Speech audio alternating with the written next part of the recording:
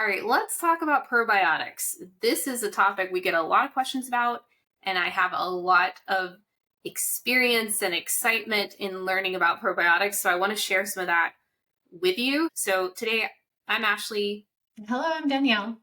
and we're the Crohn's and Colitis dietitians. We're going to dive into a topic. So Lactobacillus acidophilus, you've probably seen this strain before in a lot of different products. It's one of the more common strains. But did you know there's 57 different types of Lactobacillus acidophilus? That's why it's so important to know which type of probiotic you're actually using. It's the part that comes after acidophilus that's really important, and that's called the strain name. We'll talk a little bit about why that's so important because, each strain has a different impact. So some might intensify symptoms, some might be alleviating of symptoms, some might not even be studied. So that's why it's so important to know what you're actually consuming. So I'll share too, like in my own journey with, in starting a business, I got confronted by a lot of different probiotic companies that would reach out and would ask if I wanted to be affiliated with their product or promote their product, and weren't able to answer the hard questions that I had. And this includes like MLMs, so multi-level marketing companies. So what would happen is I'd get on the phone with them and, I would say, what type of strain is in this product? This is back when I had more time to actually investigate things and actually ask hard questions. Because I think these things are important. That's the reason that I actually went through them. Because I would never recommend a product that I didn't know had good evidence and couldn't be effective or supportive to someone. But I do think it's important to ask companies these questions because they should know the answer to them if they're promoting a product to that scale. So I would get on the phone and I would ask them what strain is listed. And then these companies would say, oh, that's proprietary. You'd have to talk to our scientist. And I would get on call after call. Especially notable with MLMs or some of those structured companies, as you would get on a call and you'd ask hard questions and then they'd move that to their upline. And then the upline would move it to their upline. And then before you know it, they're like, okay, we're going to have to talk to the scientist about it. And so then I would get on the call with the scientist and they either one wouldn't be able to answer the question, which is scary, right? If you're the one formulating it, or two, they would say, that's proprietary. I can't disclose that, which also scary because why wouldn't you want to know exactly what you're taking? And I think the probiotic world can be a little scary in that regard, in that not every companies aren't required to list the strain that they're using. And yet, as a practitioner, that's such an important part in knowing if something is going to be effective or helpful for someone. Mm-hmm. So it just puts you in like a tricky spot. You want to be able to recommend something good. And if you don't know what it is, then you can't advise on it really well. Mm-hmm. Yeah. So if a company has a proprietary blend listed on their label, or if there's no strain listed, I want everyone to be waving their red flags because of what Ashley just said, right? We want to know what is in the product because when it comes to probiotics, we want to take a strain specific approach. And Ashley, when we talk about the strain, maybe we should break down probiotics a little bit. When it comes to probiotics, you mentioned Lactobacillus rhamnosus. And then with that probiotic, there's often numbers listed after that Lactobacillus rhamnosus name. The number listed after it is what is called the strain. Or letters. Or letters, yeah. But if there's not that extra little goodie at the end, again, we want the red flag being waved because what are we using this for? Yeah, the other thing too is if you don't know what strain it is, then you can't do research yourself. So if you're a consumer that wants to be an empowered consumer, know what you're consuming, getting your money's worth, then you want to be able to then, at minimum, be able to do research to see, is there evidence out there for what I'm using?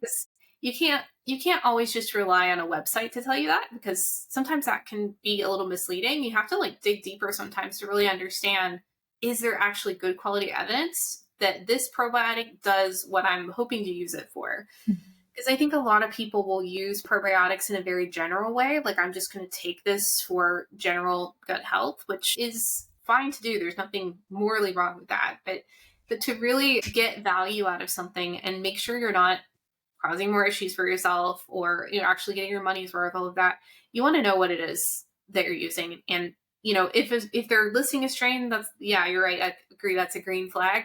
And then the next step beyond that is, okay, is there evidence to back up that strain? Because some will list a strain and maybe there's not a lot of good evidence for what you're trying to use it for. People have sent us a couple of probiotics to look at and review, and that's one of the things that we looked at. Is they'll say this has been studied for 20 years. It has nine studies, but when you look at the studies, it's looking at broad probiotics, not that specific probiotic that's actually used in their product.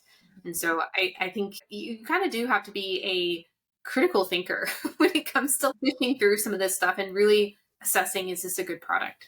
Absolutely. Yeah, you really have to sift through the things on someone's website when a lot of these things aren't listed.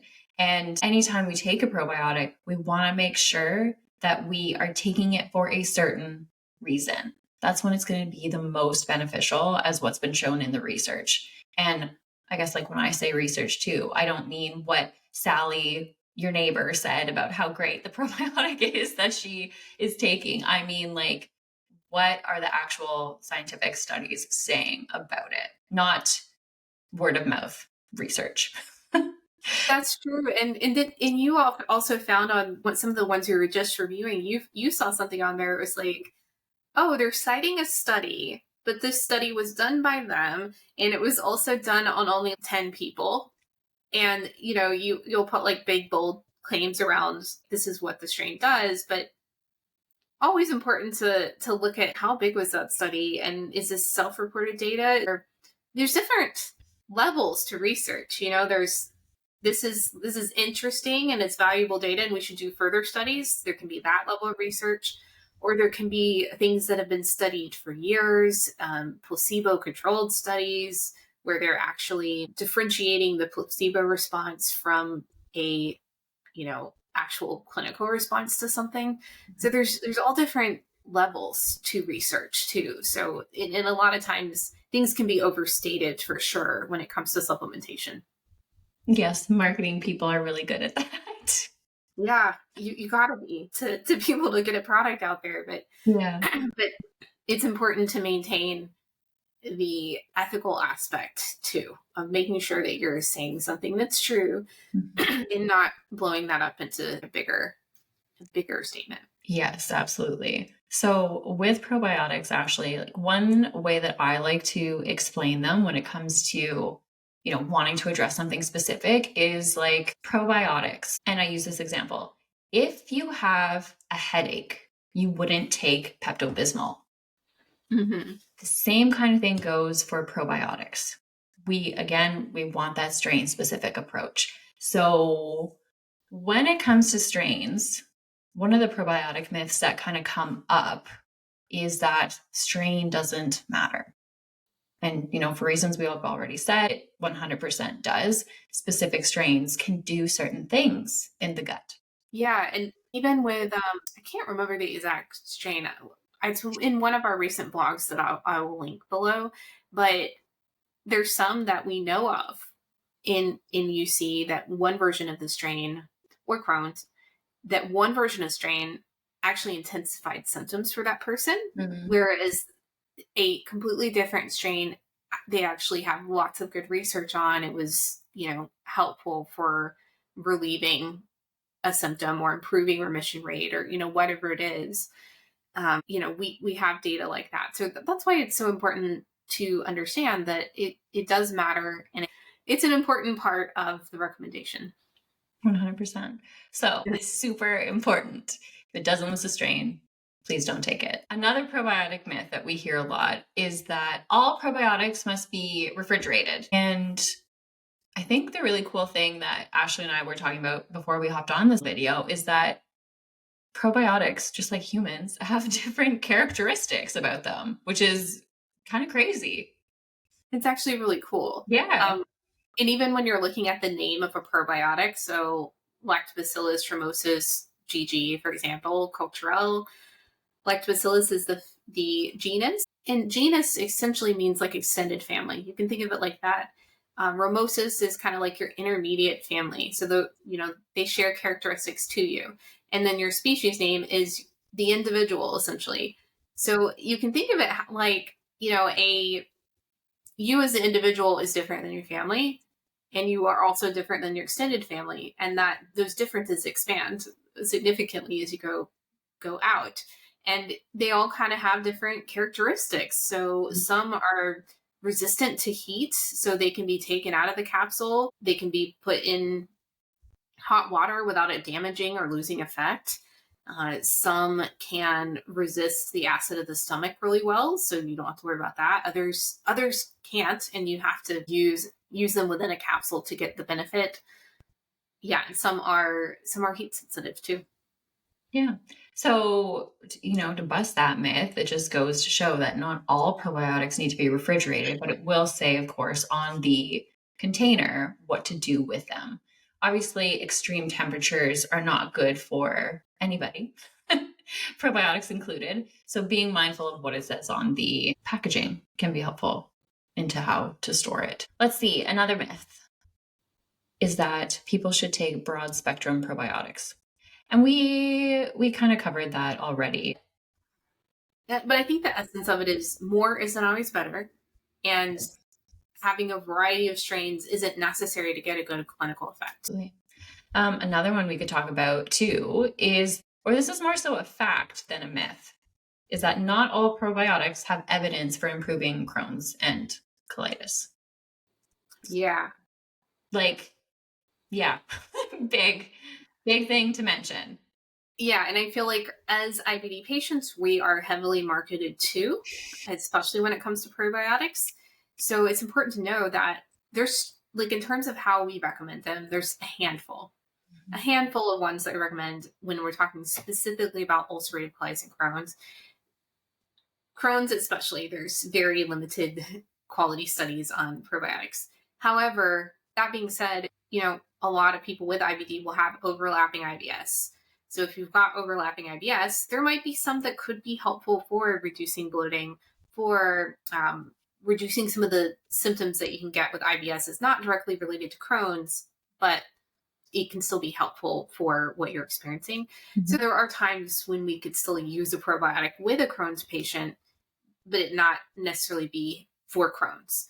So there's different ways of using them. But yeah, you're right. The list is smaller, much smaller when it comes to the ones that have the good quality evidence when it comes to IBD.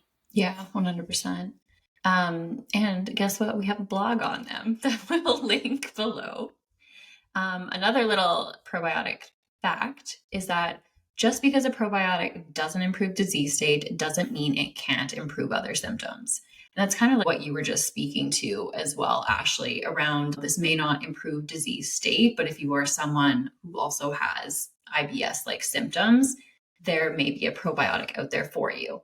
Or, unfortunately, antibiotic use can be a big thing in IBD if someone has any kind of infection brewing around.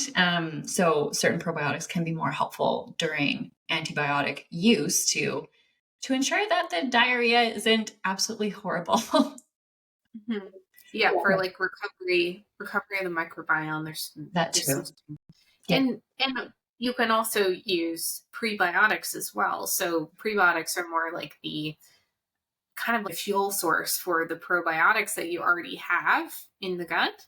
So there's lots of different ways of tackling it. Sometimes prebiotics are a better option than probiotics. Because the thing too with probiotics is that for the most part, the majority of the benefit they get with them is only while taking them, versus a prebiotic, you can generally get longer term benefits than just while you're taking them. Prebiotics are also found in foods too. So there's pros and cons to both, pros and cons to using both for sure. Yeah. The added benefit with prebiotics is that you actually get to enjoy them as well. Like, for example, you and I, we've talked about our favorite prebiotics before. You often say matcha, right? Yeah. I feel like some of my go-tos are like garlic and onion, dark chocolate as well. So to me, that's very enjoyable instead of taking a capsule. Yeah. Don't get me wrong. There's still instances where those probiotic capsules can be helpful, but eating food is enjoyable for me. And I always like to emphasize that part. Yeah, that's a very good point. Now, let's see. Anything else we want to cover on probiotics today?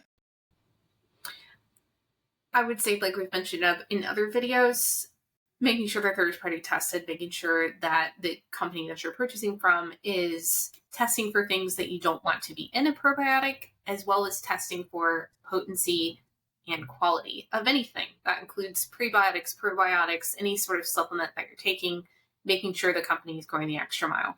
Mm-hmm. Mm-hmm. We emphasize that to ensure that you're not wasting your money, to ensure that you're focusing on the specific thing or symptom, that you want to address. And, ultimately probiotics are one of the strategies that we use at times to help someone's gut. So not the only strategy, but one of them. And we hope that this little video was helpful in addressing probiotics. All about the strain, people, all about the strain. So thank you for listening, and we will catch you in the next one. All right. Take care.